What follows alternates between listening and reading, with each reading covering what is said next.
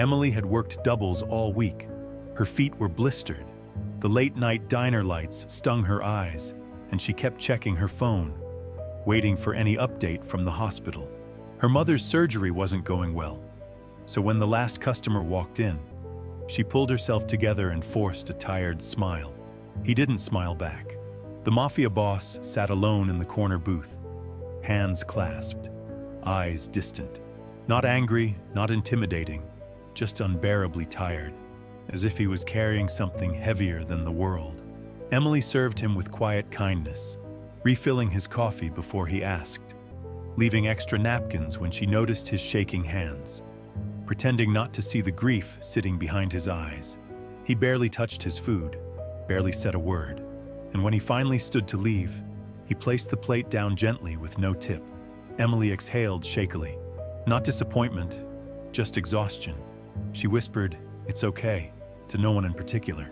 But when she lifted the plate, she found a note hidden underneath, folded carefully, placed with intention, as if he needed her to see it more than anything else. Her heart skipped as she opened it. Just one line, written with a shaky hand. "I'm sorry. I needed the money more than you tonight." She frowned, confused, until she saw the back of the note. A hospital wristband, still warm, still wet with a tear that wasn't hers. And suddenly, Emily understood. This man she'd feared, this man the whole city whispered about, had just buried someone he loved, and in his grief, he didn't have enough left to give. For the first time that night, Emily didn't feel alone. She whispered into the empty diner, "I hope whoever you lost knew you loved them." What she didn't know was that the Mafia boss was standing just outside the window, hearing every word, and realizing someone had seen him not as a monster, but as a person. Stay with me until the end, because what happens when these two cross paths again will change both of their lives in a way neither expected. Before we begin, don't forget to like this video, hit subscribe, and comment where you're watching from. Now let's get started. The name Vincent Torino carried weight in this city. It echoed through boardrooms and back alleys alike.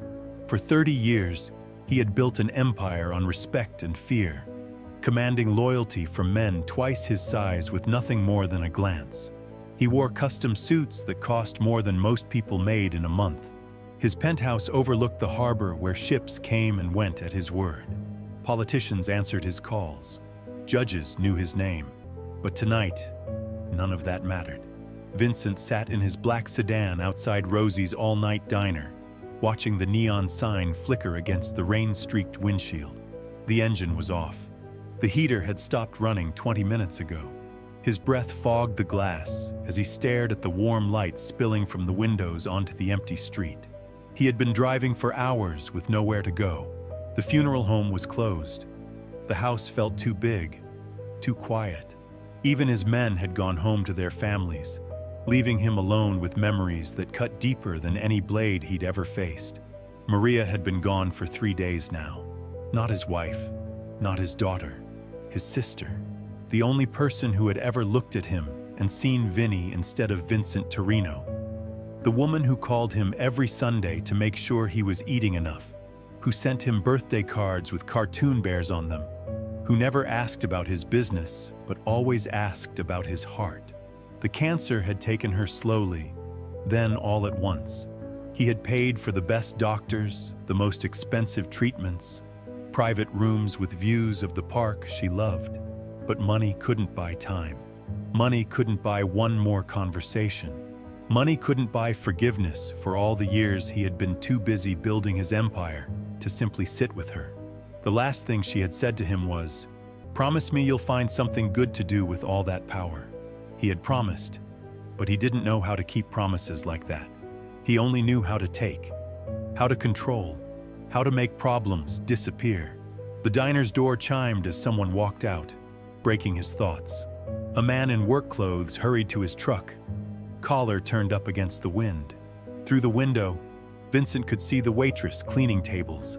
Young, maybe 25. Her movements were slow, careful, like someone trying not to break under the weight of exhaustion. He watched her for a long time. She reminded him of Maria at that age, working 2 jobs to put herself through nursing school, Always tired, but never bitter. Always kind even when the world wasn't kind back. Vincent's phone buzzed.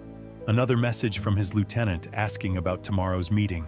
Another decision that needed his attention.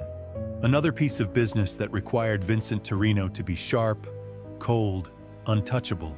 But tonight, he wasn't Vincent Torino. Tonight, he was just a man who had lost the only person who really knew him. And that man was hungry for something that had nothing to do with food. He stepped out of the car into the rain. The diner smelled like coffee and grease and something familiar that reminded him of childhood. The waitress looked up when the bell rang, and her smile was automatic but genuine. The kind of smile that came from years of practice but hadn't lost its warmth. "Good evening," she said, grabbing a menu from behind the counter. "Sit anywhere you'd like." Vincent chose the corner booth, the one that gave him a view of both doors. Old habits. But as he settled into the cracked vinyl seat, he realized he wasn't checking for threats. He was checking to make sure no one would see him if he broke down. The waitress approached with a coffee pot and a cup that had seen better days. "Coffee to start?" she asked. Her voice was soft, tired in a way that matched his own exhaustion. "Please," she poured without spilling a drop, despite the slight tremor in her hands. Vincent noticed the way she kept glancing at her phone on the counter, worried about something. Someone. "Long night?" he asked, surprising himself. Vincent Torino didn't make small talk with waitresses, but the man sitting in this booth wasn't Vincent Torino. "Long week," she admitted, then caught herself. "Sorry, you don't need to hear about that. Can I get you something to eat? Whatever's good. I trust you." She nodded and walked away, leaving him alone with his coffee and his thoughts. The liquid was bitter, overbrewed, perfect. It tasted honest in a way that most things in his life didn't. When she returned with a plate of meatloaf and mashed potatoes, she set it down gently. No rush. No hurry to get him out the door, even though closing time was approaching. She refilled his coffee without being asked, left extra napkins when she noticed his hands weren't quite steady. She didn't ask questions, didn't try to fill the silence with chatter. She simply existed in the space around him with a kind of quiet grace that reminded him of Maria sitting beside his hospital bed when he'd been shot 5 years ago. Present without being intrusive, caring without expecting anything in return. The food grew cold on his plate.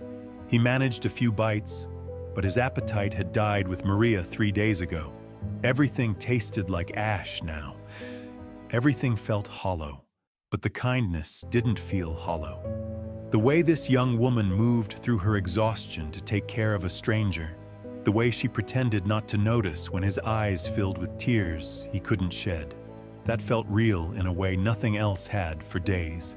When it came time to pay, Vincent reached for his wallet and felt the weight of everything he couldn't say. This woman had given him something precious without knowing it. She had treated him like a person instead of a reputation. She had been gentle with his grief without even knowing it existed. Knowing it existed.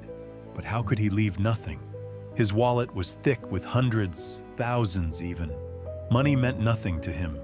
He could buy this entire diner without checking his bank balance. Yet something about taking from this woman felt wrong. Something about adding to her burden when she was already carrying so much. Vincent stared at the check. $18.50. The cost of a meal that had meant nothing to him but had been prepared with care by someone who understood exhaustion. Someone who moved through her own pain to ease his. His hand moved to his wallet, then stopped. The bills felt heavy, tainted. Every dollar in there had come from fear, from violence, from a world that this woman deserved to stay untouched by. How could he pollute her kindness with dirty money? How could he drag her into his darkness, even through something as simple as a tip? Instead, he pulled out a piece of paper from his jacket pocket, the hospital discharge papers from Maria's final visit. He tore off a corner, the part with the wristband still attached. His hands shook as he wrote, each word feeling like a confession he had never made to another living soul. The note said everything and nothing.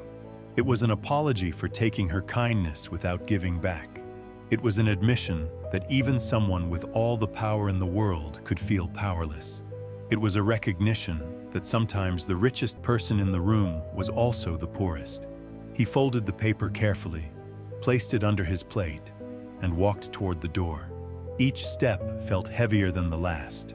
Behind him, he could hear the soft sound of the waitress moving between tables, still working, still caring, still giving, even when she had so little left to give herself. The bell chimed as he stepped into the night air. The rain had stopped, but the streets were still wet, reflecting the diner's neon glow in fractured patterns on the asphalt. Vincent stood outside the window, hidden in the shadows, watching as Emily approached his table. He saw her pause when she noticed the empty plate, saw her shoulders sag slightly when she realized there was no money waiting for her. But there was no anger in her posture, no frustration, just acceptance, the kind of weary resignation that came from disappointment becoming routine. Then she lifted the plate and found his note.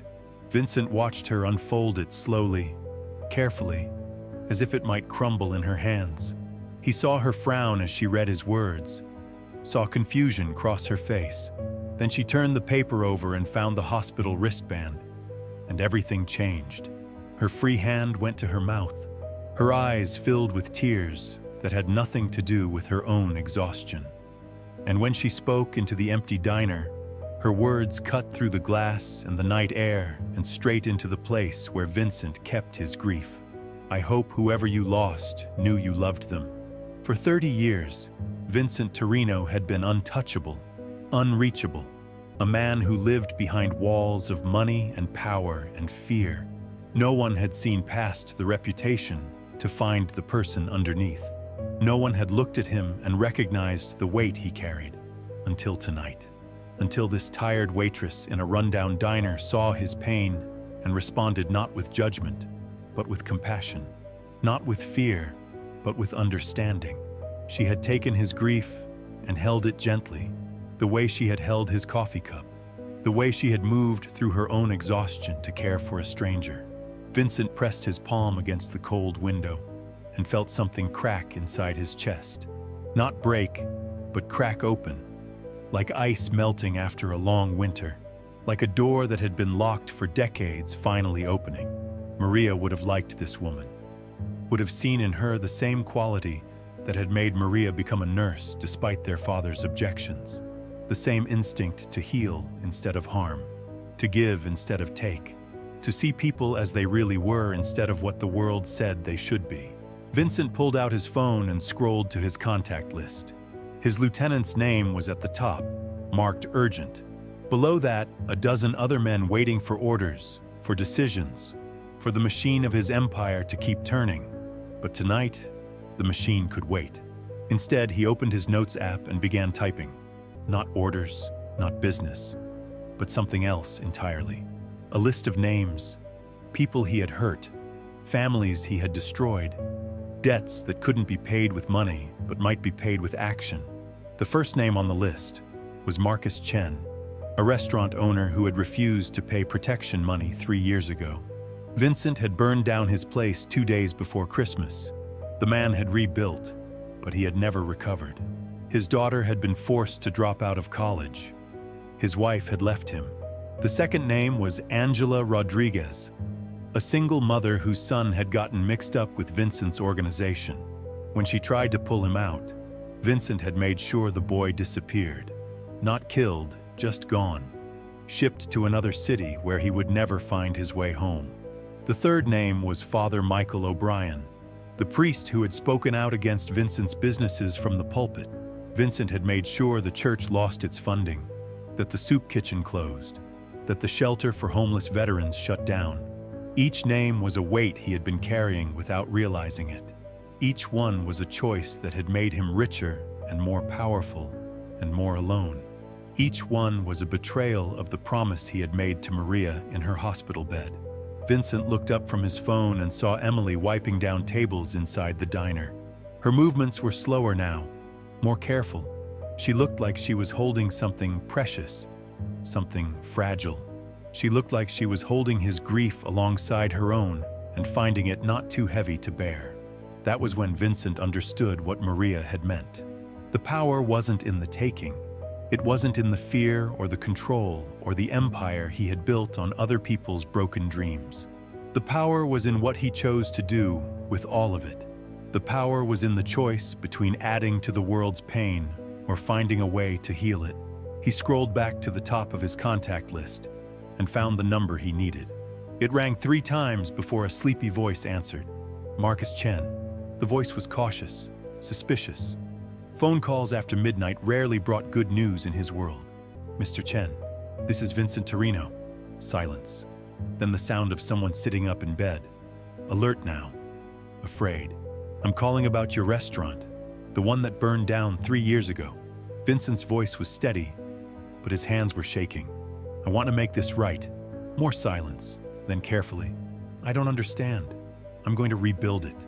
Bigger than before, better than before. And I'm going to pay for your daughter's college tuition. All 4 years, whatever school she wants to attend. Why? The word came out as barely a whisper. Vincent looked through the diner window at Emily, who was now counting her tips at the register. The small pile of bills and coins that would barely cover her gas money home. The meager earnings from a night of caring for strangers who rarely cared back. Because someone reminded me tonight that even when we have nothing left to give, we can still choose kindness.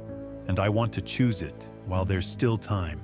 Marcus Chen answered the phone on the 4th ring, his voice thick with sleep and suspicion. Vincent could hear him moving around, probably getting dressed, probably wondering if this was the call that would change his life forever. Mr. Torino, I don't know what you want, but my family and I, we've moved on. We don't want any trouble. There won't be any trouble, Vincent said, his voice softer than it had been in years. I'm calling because I owe you something. Your restaurant, your daughter's future, the life I took from you when I burned down everything you'd built. The silence stretched between them like a bridge neither man knew how to cross. Vincent could hear Marcus breathing, could almost feel the fear radiating through the phone line. How many nights had this man lain awake wondering when Vincent would come back to finish what he'd started?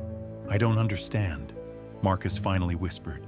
3 years ago, I destroyed your life because you wouldn't pay me money you didn't have. Tonight, someone showed me what it means to give when you have nothing left. I want to rebuild what I destroyed. Your restaurant, bigger than before. Your daughter's education, whatever school she wants. No strings attached. No favors owed, just a man trying to make right what he made wrong. Vincent could hear Marcus crying now, soft sounds that carried the weight of 3 years of struggle and shame and sleepless nights. The sounds of a man who had carried his family's burden alone and never expected anyone to care. Why now? Marcus asked. After all this time, why now? Vincent looked through the diner window at Emily, who was stacking chairs on tables with the careful precision of someone who had done this routine 1,000 times before. Her phone buzzed on the counter, and she glanced at it with the same worried expression she'd worn all evening. Because someone reminded me tonight that kindness doesn't require wealth. It doesn't require power. It just requires the choice to see someone else's pain and decide to ease it instead of adding to it. The conversation lasted another 20 minutes. Marcus asked questions Vincent couldn't fully answer, made demands Vincent had no right to negotiate. But by the end, they had an agreement. By the end, Vincent had taken the first step toward becoming the man Maria had always believed he could be. After he hung up, Vincent made 7 more calls. To Angela Rodriguez, whose son he would find and bring home. To Father O'Brien, whose church would reopen with a donation large enough to run the soup kitchen for the next decade. To families whose breadwinners had disappeared into his organization's machinery and never returned home. Each call was harder than the last. Each conversation required him to admit to crimes that could destroy him if the wrong people were listening. But with every apology, every promise to make things right, Vincent felt something heavy lifting from his chest, something that had been suffocating him for so long. He'd forgotten what it felt like to breathe freely. The last call was to his attorney. "Richard, I need you to draw up some papers. I'm dissolving the organization. All of it. The legitimate businesses get sold. Proceeds go to a foundation I'm establishing. The illegal operations get shut down. The men get severance packages and job placement assistance if they want to go straight." His lawyer's voice was sharp with alarm. "Vincent, you can't be serious. Do you know what you're saying? Do you know what this means? It means I'm finally doing what I should have done 30 years ago. This is career suicide, financial suicide. You'll have nothing left." Vincent looked at Emily through the window. She was counting her tips now, the small pile of crumpled bills and loose change that represented hours of hard work and genuine care for strangers who rarely appreciated it. She looked tired, but not defeated, poor, but not bitter, alone, but not lonely. "I'll have something I've never had before," Vincent said quietly. "I'll have a clear conscience." The next morning, Vincent drove to the cemetery where Maria was buried. Her grave was covered with flowers from the funeral 3 days ago, bright colors that seemed too cheerful for the gray October sky. He sat on the damp grass beside her headstone and told her everything, about the diner, about Emily, about the note he'd left, and the words that had cracked open something inside him he'd thought was dead forever, about the calls he'd made and the promises he intended to keep. "I know what you'd say," he whispered to the marble stone. "You'd say it's about time. You'd say you never understood how I became someone so different from the boy you grew up with. The boy who gave you his lunch money when kids at school were picking on you. The boy who walked you home every day even when his friends made fun of him for it." A wind picked up, rustling the flowers and carrying the scent of rain. Vincent pulled his coat tighter and kept talking. "I lost him somewhere along the way, Maria. I lost him in the anger after Dad died. I lost him in the need to prove I was strong enough to protect you. I lost him in the first time I hurt someone and realized how much power that gave me over everyone else." He reached into his pocket and pulled out a photograph. Maria at her nursing school graduation, beaming in her white cap and uniform, proud and hopeful, and so alive it hurt to look at. Vincent had missed the ceremony.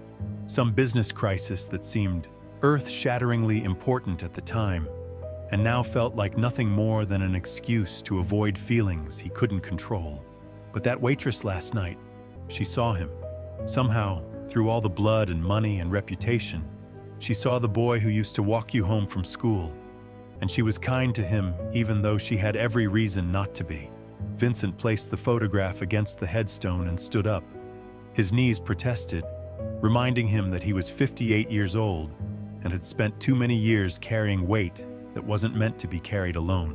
"I'm going to find her again, Maria. Not to bother her or drag her into my world, but to thank her, to let her know that her kindness mattered, that it changed something that I thought couldn't be changed anymore." He walked back to his car, leaving the photograph where Maria could see it. For the first time since her funeral, he felt like she was still with him, not in some supernatural way, but in the choices he was making, in the man he was trying to become.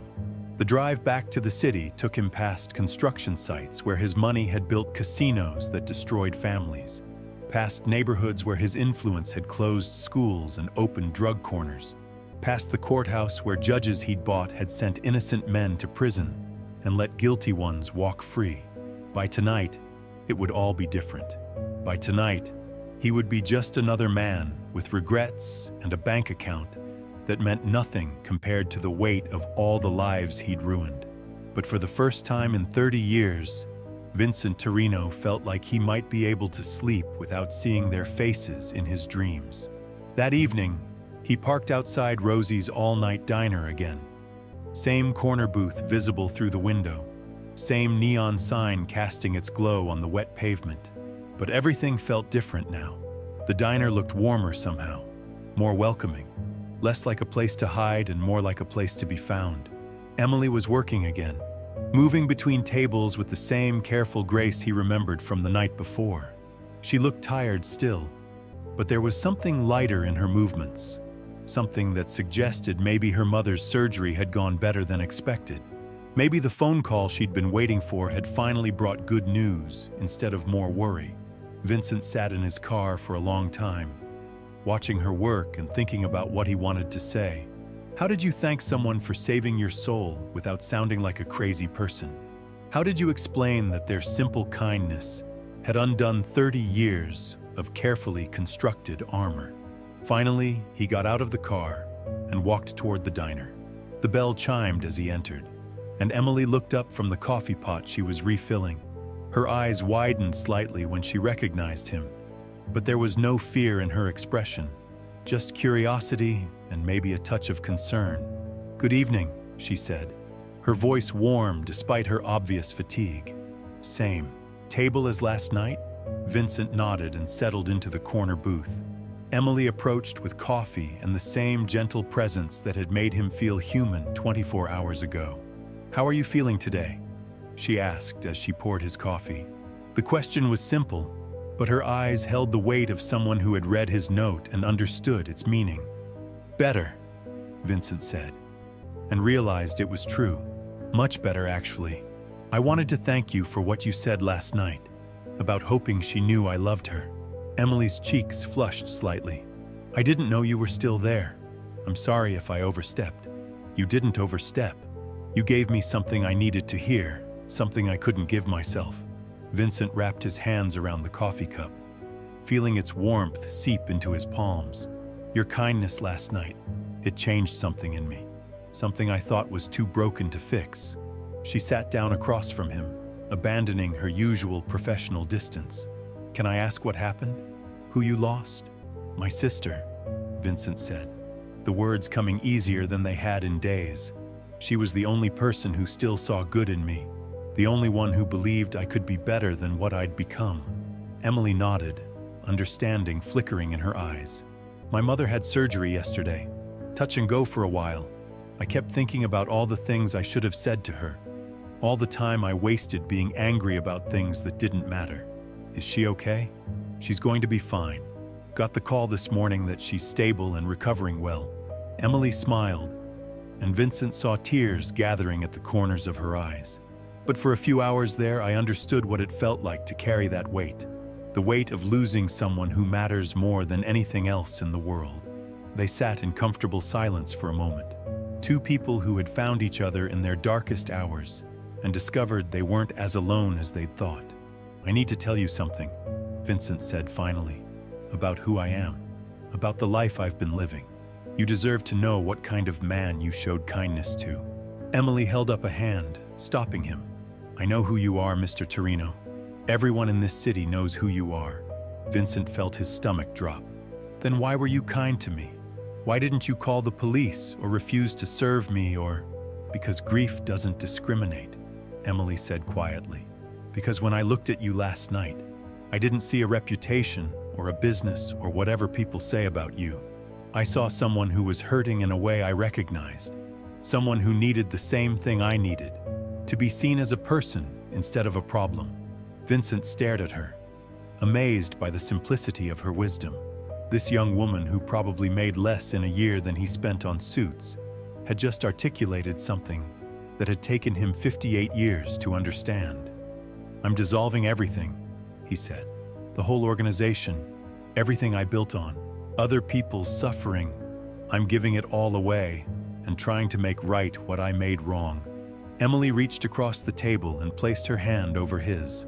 Her fingers were warm and steady, anchored by a strength he was only beginning to understand. "That's going to be hard," she said. "Probably the hardest thing you've ever done."